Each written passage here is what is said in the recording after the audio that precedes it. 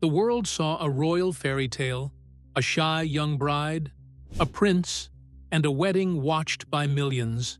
But behind the ceremony lived a quieter truth, one built on words spoken too late and promises already slipping away. This is not the story people were told. It's the one that unfolded behind closed doors. History remembers the wedding as perfection. The carriage ride, the cathedral bells, the wave from the palace balcony. Yet, long before the cameras captured a smiling bride, something fragile had already broken. On the night before the ceremony, Prince Charles reportedly told Diana he did not love her. It wasn't shouted in anger or spoken during an argument. It was calm, deliberate, almost matter-of-fact, a truth delivered when there was no turning back. Diana was just 20 years old. Her face already filled newspapers and shop windows across Britain. The world was preparing to witness what many believed would be the greatest royal love story of the century. But inside those private walls, she faced a reality that no rehearsal could prepare her for. She briefly considered not attending the wedding at all. The pressure surrounding her was enormous, and by morning she walked down the aisle carrying a secret few people could imagine. The knowledge that her future husband's heart might already belong somewhere else. The warning signs had appeared, even earlier. During the engagement interview, a reporter asked a simple question. "Are you in love?"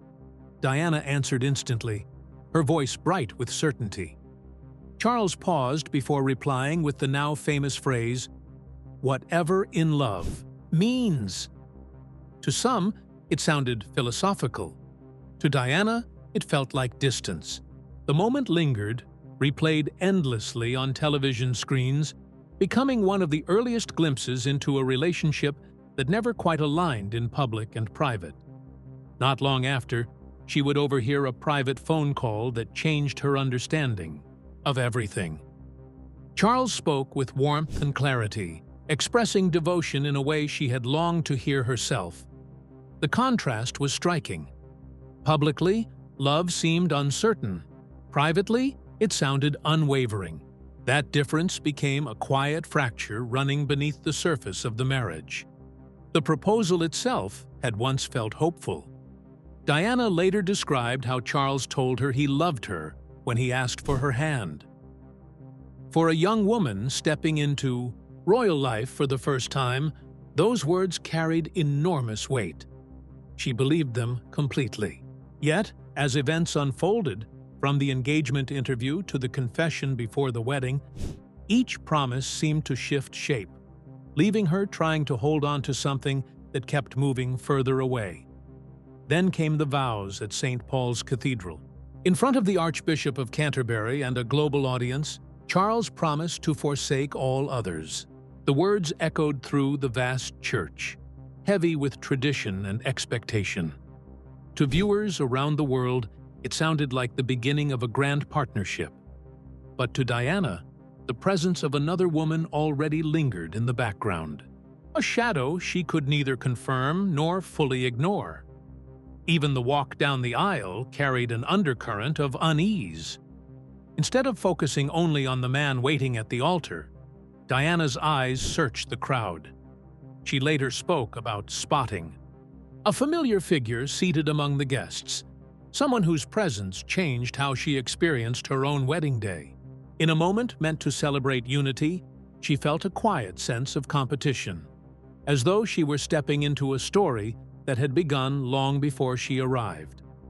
Looking back, the early chapter of this marriage reads less like a sudden collapse and more like a slow unraveling. Words spoken with hesitation, promises made in public but weakened in private. A young bride choosing to move forward, hoping that affection might grow with time. The ceremony ended with cheers and applause, yet beneath the surface, the foundation already showed cracks, and as the honeymoon approached, those cracks would begin to widen, turning uncertainty into something far more impossible to ignore. The wedding marked the beginning of a royal marriage. The weeks surrounding it revealed how fragile that beginning truly was. Not long before the ceremony, Diana discovered something that unsettled her deeply: a gold bracelet commissioned by Charles, not for his future wife, but for another woman. The piece carried engraved initials tied to private nicknames, a detail that transformed suspicion into certainty. For Diana, it was more than jewelry. It was proof that emotional loyalties had never truly shifted. She confronted him, and the argument that followed was intense. Yet the deeper wound wasn't only about the bracelet itself, it was about what it represented. While the nation prepared to celebrate a royal union, private gestures suggested a different reality, unfolding behind closed doors. The gap between public expectation and private truth grew wider, and Diana felt it long before the world would ever see it. The honeymoon was supposed to offer a fresh start, a quiet escape aboard the royal yacht, far from the noise of London. Instead, it became a continuation of the same unease. Early into the trip, Diana noticed a pair of cufflinks Charles wore, decorated with two intertwined letters. She immediately recognized their significance and asked him about them. His response was calm, almost dismissive, describing the gift as nothing more than a token from a friend. But to Diana, it symbolized something far deeper: the presence of another relationship that had never truly ended. Small moments began to add up. One evening, as the couple reviewed their schedules together, photographs slipped from Charles's diary. Images of the same woman whose shadow seemed to follow every step of their marriage. The discovery left Diana shaken. It wasn't only about jealousy. It was about realizing she was competing with memories that had never been put away. Even daily routines became reminders. According to those close to the couple, Charles maintained regular phone contact during the honeymoon, conversations that seemed essential to his emotional balance. While he spoke elsewhere, Diana struggled privately, later describing nights filled with anxiety and dreams that reflected her growing fears. The romantic escape the world imagined became, instead, a period of isolation. Two people sharing the same space, yet living entirely different emotional experiences. As time passed, Diana began asking direct questions. She sought clarity, hoping for reassurance that the marriage could still find solid ground. One response reportedly stayed with her more than any other. When confronted about loyalty, Charles referenced royal history, suggesting that previous princes had lived similar lives. To Diana, the implication was devastating. It reframed infidelity not as a mistake, but as an expectation tied to tradition, leaving her feeling as though the rules of the relationship had changed without her consent. By the end of that first chapter, together, hope had not disappeared completely, but it had been reshaped into something quieter and more uncertain. The honeymoon, which should have strengthened their bond, instead exposed differences that would only deepen with time. Letters, calls, and private symbols continued to surface, each one reinforcing the same message: that promises spoken at the altar were already competing with older, stronger commitments. And as the marriage moved forward, those hidden ties would become impossible to keep private. What had once been whispered behind palace walls was about to enter the public eye, transforming a personal struggle into a story the entire world would witness. Years into the marriage, the tension that had quietly defined Diana and Charles's relationship began to take on a new shape. Confrontations grew more direct, and Diana sought answers that could no longer be softened by ceremony or tradition. She wanted honesty, something clear enough to hold on to in a life filled with speculation. What she often received instead were explanations rooted in royal history and expectation. responses that left her feeling both isolated and unheard. One of the most painful discoveries came in the form of letters. Deeply personal messages written to Charles that Diana eventually found. The language within them was unmistakably intimate, revealing an emotional connection that had continued long after the wedding vows were spoken. For Diana, this wasn't simply another argument or misunderstanding. It marked a turning point, a moment when she realized that the marriage she hoped to build had never truly stood alone. Public revelations soon followed. A private phone conversation between Charles and the woman at the center of so much tension became headline news when transcripts surfaced years later. The exchange was deeply personal, filled with a level of comfort and playfulness that contrasted sharply with the formal image the prince presented to the world. For Diana, the pain wasn't only about embarrassment, it was about seeing the authenticity of a side of Charles she felt she had rarely experienced herself. The public, reading those words for the first time, began to understand what she had felt privately for years. As the distance between husband and wife widened, Diana started reflecting on the promises that had once defined their union.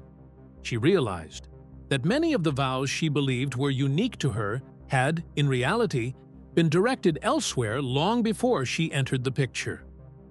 Declarations of love, tokens of affection, and emotional loyalty seemed to follow a different path, one that existed outside the marriage yet shaped it from the very beginning. This realization changed how she viewed her own role within the royal story. Instead of seeing herself as the center of a grand romance, she began to feel like a figure placed within a narrative already written. The palace had gained a bride who embodied youth and hope, while Charles remained emotionally anchored to a past he never fully left behind. Despite the growing strain, Diana's public image remained radiant. Crowds adored her warmth, her compassion, and her ability to connect with people far beyond palace gates. Yet behind that bright exterior lived a woman grappling with loneliness and uncertainty. Interviews and recordings later revealed how deeply those private struggles affected her sense of identity, turning what looked like a glamorous life into a constant search for emotional stability. By the early 1990s, the marriage had shifted from quiet tension to undeniable fracture. The world no longer saw only a royal couple. It saw two individuals moving in different directions, bound by history, yet separated by experience. Every new revelation added another layer to a story that had begun with hope, but evolved into something far more complicated. And as the final chapters approached, one promise would rise above all the others. A promise made not just to Diana, but to the entire nation. When it was eventually broken, it would reshape how history remembered everything that came before, turning personal betrayal into a moment witnessed by the world. By the time the final chapters of this story began to unfold, the personal struggles inside the marriage had already become public history. Interviews, biographies, and televised confessions revealed what had once been hidden behind palace walls. Yet one promise remained larger than all the others. Not a private vow whispered between two people, but a commitment made to an entire nation. When Charles eventually married Camilla years later, public reaction was cautious, even uncertain.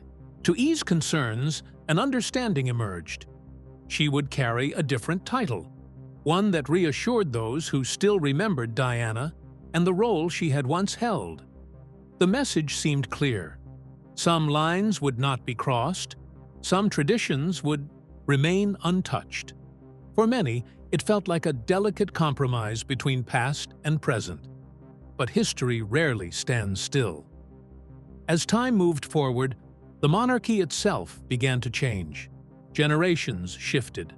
Public expectations evolved, and the quiet assurances of earlier years slowly faded into the background. Then came the moment that reignited old debates, the coronation that placed Camilla beside Charles, crowned not with the lesser title many had expected, but as queen. For some observers, it symbolized continuity and stability. For others, it felt like the closing chapter of a promise once made and now quietly rewritten. The weight of that decision reached far, beyond royal titles. It reshaped how many people looked back on Diana's story. Her hopes for her sons, her desire for unity within the family, and the legacy she believed would endure long after her. She had often spoken about protecting her children and ensuring they remained close, bound together by shared experience rather than divided by history. Yet, as the years passed, differences between them became impossible to ignore, adding another layer of complexity to an already emotional narrative. Diana's personal legacy also continued to evolve. Jewelry she once wore during defining moments of her life began appearing again in public, carried forward into a new era of royal symbolism. To some, it represented continuity, a way of honoring the past while embracing the present. To others, it stirred memories that were never entirely settled, reminding the world of a young woman who had stepped into the spotlight with hope and left behind a story still debated decades later. What makes this final chapter so powerful is not simply the breaking of one promise, but the realization that every earlier moment seemed to lead toward it. From the uncertainty before the wedding to the quiet signs during the honeymoon, from private letters to public revelations, each piece formed a larger pattern. A relationship shaped by choices made long before vows were spoken. In the end, the question that lingers is not only about love or loyalty, it is about perception. How the world sees a marriage versus how it truly unfolds behind closed doors. Diana's story became more than a royal narrative. It became a reflection of expectation, sacrifice, and the cost of living a life watched by millions. And perhaps that is why this history continues to resonate. Not because it belongs solely to a royal family, but because it speaks to something universal. The quiet difference between promises spoken for the world to hear and the truths lived in private. 15 promises, spoken across years of headlines and hidden conversations, shaped a story that still sparks debate today. Some believe history has come full circle. Others feel it remains unfinished. But one thing is certain. Behind every crown and ceremony lives a human story, and the echoes of it never truly fade.